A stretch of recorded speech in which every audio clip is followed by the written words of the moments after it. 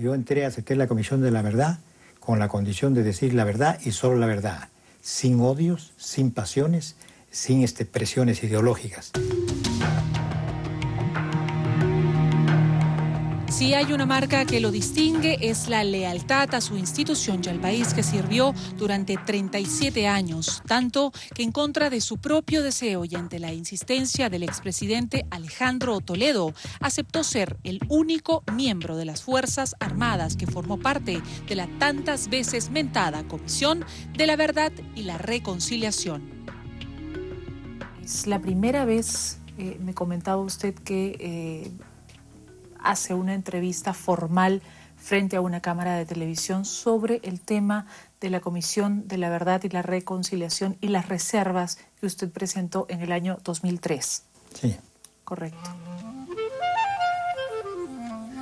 Hace ya 68 años, en 1944, ingresó a la Escuela de Aeronáutica de Las Palmas, siendo un mozuelo de 16 años.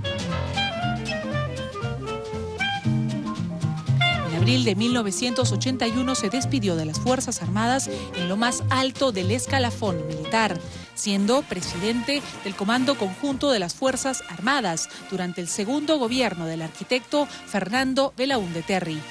La Fuerza Armada ha dispuesto en cumplimiento de la misión de cautelar los derechos de la República.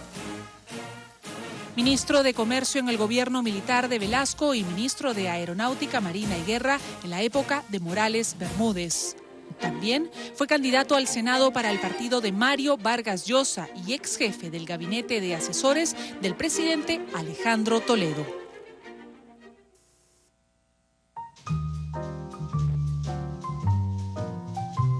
El teniente coronel en retiro de la Fuerza Aérea Peruana, Luis Arias Graciani, está a punto de soplar 86 velitas, con una envidiable lucidez y un currículum que lo hace digno de ser escuchado y presentado por primera vez en televisión para explicar por qué fue el único comisionado de la CBR que estuvo en contra de varias de las conclusiones del grupo que sintió haber encontrado en su informe final la verdad y procurado la reconciliación del Perú. Y tenía golpes en su cuerpo, moretones en todas sus piernas y en la espalda. Se había sido torturada.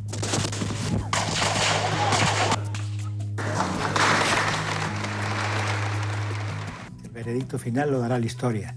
Después que se hayan tranquilizado las aguas, que las pasiones hayan pasado y con toda frialdad se analicen los hechos. Porque ahora las pasiones nos impulsan a veces a ver las cosas en una dimensión diferente a la real. En este momento, ¿usted cree que ya estamos en capacidad de hacer esa diferencia entre la realidad y la historia? ¿Ya podemos ver más claramente las conclusiones de la Comisión de la Verdad y la Reconciliación? No del todo, porque todavía existen rezagos de los movimientos terroristas, existen todavía parientes de las víctimas que les siguen las heridas doliendo, que siguen sangrando sus corazones y que sus recuerdos están vívidos de lo que han pasado en esos terribles años. Entonces todavía están sujetos a influencias pasionales.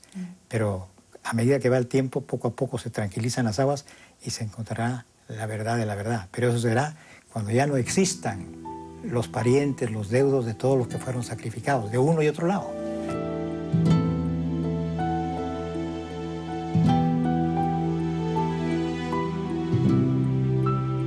Lo único que encuentra siempre la verdad es la razón y es la mente. Y para eso hay que estar frío. Hay que amarrarse el hígado y hay que amarrarse a veces el corazón. Y cuando ellos escuchan que vienen los terrorismos, de nuevo ellos tienen miedo. Mis paisanos siguen teniendo miedo. Muchos piensan en que va a volver la subversión de nuevo. Los gobiernos tienen que meter al Estado en esas zonas. No puede haber zonas en que está el Estado, ¿no? Y entraron los terroristas, entró Sendero Luminoso. Y Sendero Luminoso les vendió una realidad, les vendió un paraíso. Les hizo creer que ellos vivían en esas condiciones por las desigualdades, por la injusticia, por los abusos de unas clases. Y que ellos iban a destruir esa clase, la iban a arrasar porque era la única forma, y que sobre las cenizas de esa clase, como decían los comunistas, como decía Lenin, ahí iba a sembrar un Estado más justo, un Estado mucho mejor para ellos. Los engañaron. Entonces ellos, que no tenían lo suficiente para comer, no tenían para curarse, no tenían para educarse, no tenían para divertirse, y a medida que la tecnología avanzaba y las telecomunicaciones avanzaban, ellos veían ya por la televisión, por la radio, oían una serie de cosas nuevas. Hoy día con el internet saben todo, entonces se dan cuenta de las diferencias más, y entonces son más vulnerables a que alguien venga y le diga, tú eres así, eres pobre y te mueres de hambre, porque te están engañando, te están explotando.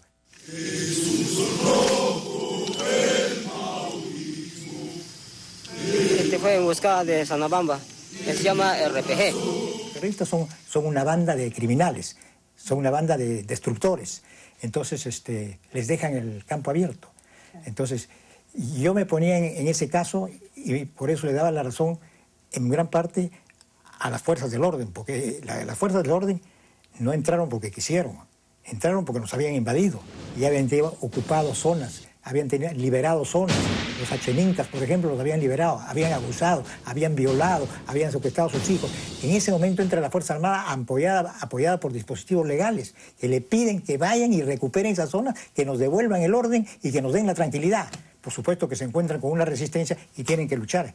Y en medio de la lucha, la gente también pierde la dimensión de las cosas. Los soldados se ofuscan cuando los atacan, les matan al compañero y también a veces cometen errores, pues van allá más allá de su función y matan a alguien que no debían matar. Claro.